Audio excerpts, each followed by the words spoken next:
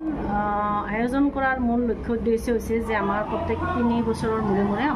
আমি যিখিনি মানে আমাৰ সংগঠনৰ বাবে যিবিলাক কাম কাজ আমি চলাই আছোঁ, আমাৰ দাবীবোৰক লৈ যিবিলাক আমি কাম কাজবিলাক চলাই আছোঁ, আৰু তাত আমাৰ প্ৰত্যেকগৰাকী আশাৰ পৰা আমাৰ মানে এটা ফিজ এটা লোৱা হয়। সেই আমি কাৰ্যসূচী কৰোঁতে কিমান টকা পইচা খৰচ হ'ল, কিমান টকা আমাৰ হ'ল, আমি সদস্যবিলাকৰ পৰা কিমান টকা উঠালোঁ, কিমান টকা সেই কাৰ্যসূচীত খৰচ হ'ল, গোটেই আমি 3 বছৰত মানে আমি কি কৰোঁ, খৰচৰ এটা হিচাপ, জমা খৰচৰ এটা খতিয়ান আমি দাবী কৰোঁ।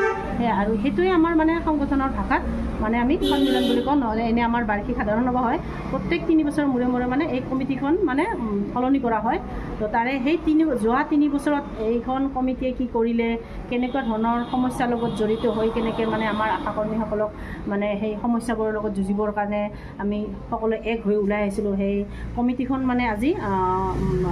পুনৰ আকৌ হেৰি হ'ব, যদি মানে গোটেইখিনি সদস্যই যদি বোলে কয় যে এখন কমিটি থাকিব লাগিব, তেতিয়াহ'লে তেখেতসকলে থাকিব,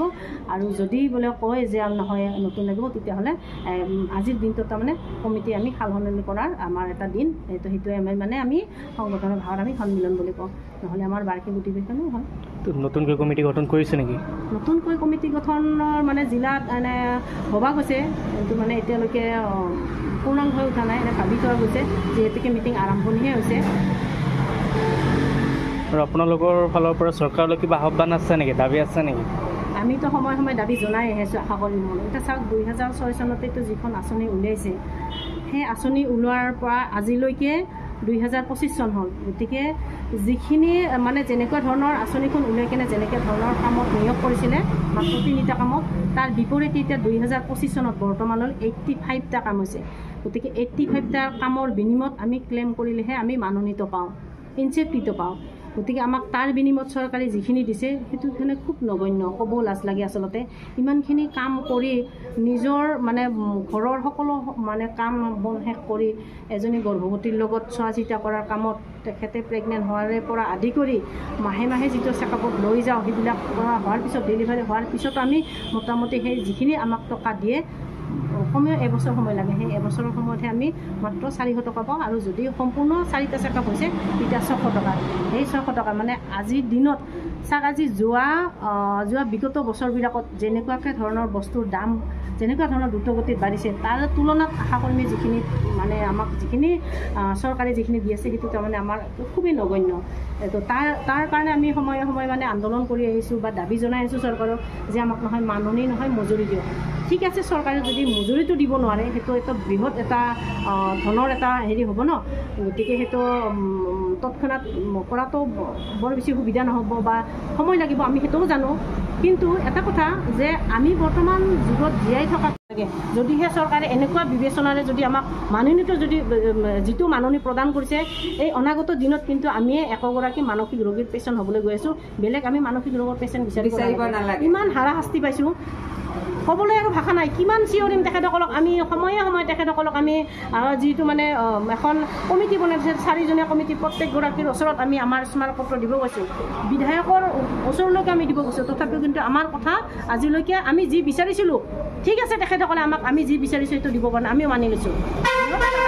পৰিকল্পনা বৃহৎ টকা লাগিব, সেইটো কথা আমিও জানো। আমিও যদিও বহুত বেছি নাজানো, তথাপিও জানো যে 33,656গৰাকীৰ আশাক যদি 20,000কৈ দিব লগা হয়, কমেও যদি 10,000কৈ দিব লগা হয়, কিমান টকা বাজেট কৰিব লাগিব। গতিকে সেইটো কথা আমিও জানো, যে আমি তথাপিও কৈছোঁ যে যেতিয়ালৈকে ধাৰ্য নকৰে বা কৰিব নোৱাৰে, তেতিয়ালৈকে মানে কি আমাক সন্মানজনক মাননীত প্ৰদান আমাক 3 মাহ বজাৰৰ তুলনাত যিখিনি মূল্য বৃদ্ধি হৈছে, সেই মূল্য বৃদ্ধিৰ লগত আমাক চলিব পৰাকৈ কমচে কম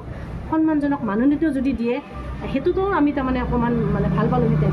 যোৱা আজি 3 দিন আগত যিটো চৰকাৰে ঘোষণা কৰিলে, যে কেইবাদিনৰ আগৰ পৰা কৈ আছিলে যে মানে অক্টোবৰ 1 তাৰিখৰ পৰা আশাকৰ্মীসকলক মানে কি হ'ব, দৰমহা দিয়া হ'ব। এতিয়া দৰমহা দিব,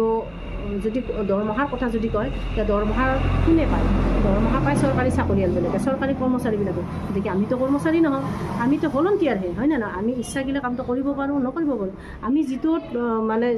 কাম কৰিছোঁ, সেই যদি আমি ভলণ্টিয়াৰ হিচাপে নকৰিব পাৰোঁ, কিন্তু আমি যিখিনি আমাক মাষ্টাৰগিলা আমাক কাম দিছে, 86টা কাম, 85টা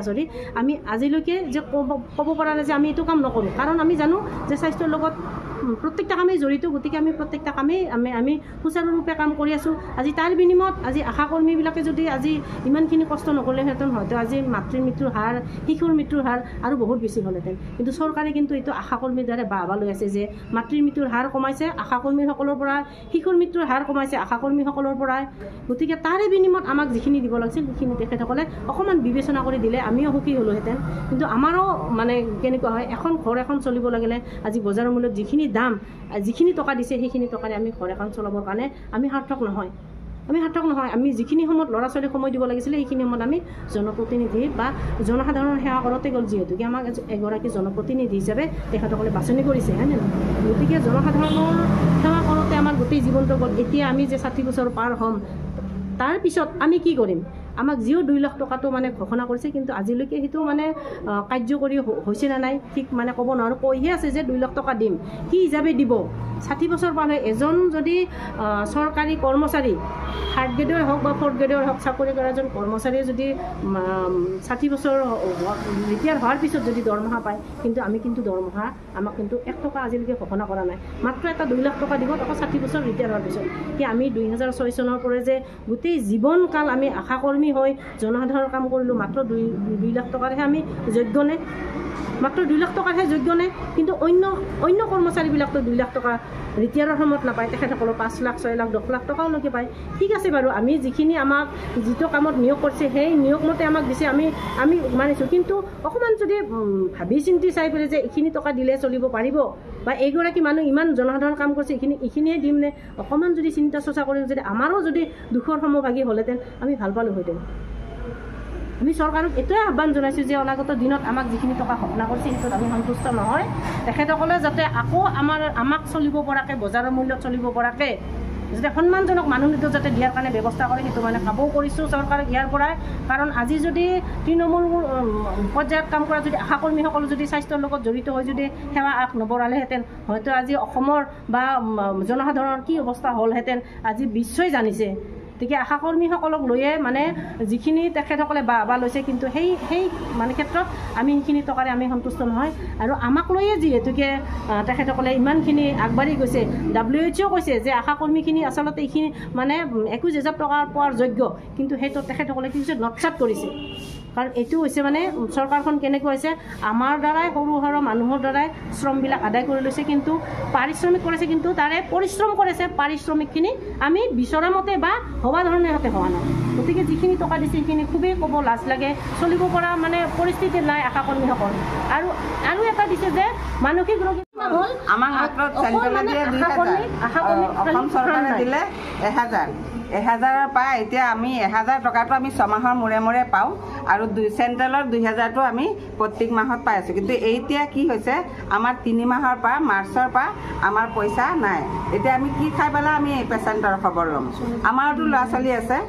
এতিয়া চৰকাৰে বঢ়াম বুলি কৈ পেলাই অৰুণোদয় দিয়া নাই এতিয়া 500 টকা চেণ্ট্ৰেলে দিছে আৰু অসম চৰকাৰে 500 টকা দিছে সব মিলাই 4,000 টকা কৈছেহে দিলেহে সঁচা কথা দিলে যেতিয়া দিব তেতিয়াহে আমি জানিম যে আমাক দিছে কিন্তু আমাৰ এইখিনি টকাত আমি সন্তুষ্ট নহয় আমাক যিখিনি কাম দিছে সেইখিনি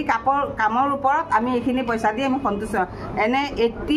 85টা বাইদেৱে অলপ আগত কৈছে 85টা কাম মূৰৰ ওপৰত জাপি দিছে পাগলৰ পৰা ধৰি লৈ মানে জুই পুৰা ধৰি লৈ খাপে কামোৰাৰ পৰা ধৰি লৈ গোটেইখিনি কাম টিবি কেঞ্চাৰ এই কোভিড কালত COVID-19 সময় যিখিনি কাম আমি কৰি গৈছোঁ সেইখিনি পইচা আমি এতিয়াও পোৱা নাই পইচা বাকী আছে 21,000 টকা ধাৰ্য কৰিছিলে কিন্তু 3,000 জাগাই 6,000 পাইছে জাগাই 3,000 পাইছে সেইখিনি টকা কিন্তু আমাৰ টকা মানে বহুত মানে তেওঁলোকে নাইকিয়া কৰি আছে আমি এই টকাখিনি পোৱা নাই চৰকাৰৰ পৰা ইয়াৰ পৰা এইটো মঞ্চৰ পৰাই তেওঁলোকক হাত জোৰ কৰি আমি তেওঁলোকক কাকতি মিনতি কৰিছোঁ যাতে আমাৰ কামৰ মৰ্যাদাটো তেওঁ